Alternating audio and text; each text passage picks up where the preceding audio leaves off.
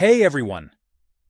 In this video, I'll show you how to use Wise to transfer money and how to do it for free. Let's get started.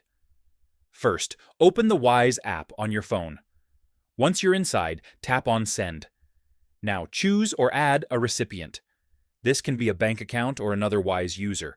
Next, enter the amount you want to send. Here's the important part. Wise usually charges a small fee, especially if you're converting currencies or sending to a bank account. But there's a way to avoid fees completely. To send money for free, you need to meet two conditions. First, the transfer must be in the same currency. For example, USD to USD. Second, you must send money from one Wise account to another Wise account. If both conditions are met, there are no transfer fees, and the receiver gets the full amount. However, if you send to a bank account or convert currencies, Wise will charge a fee.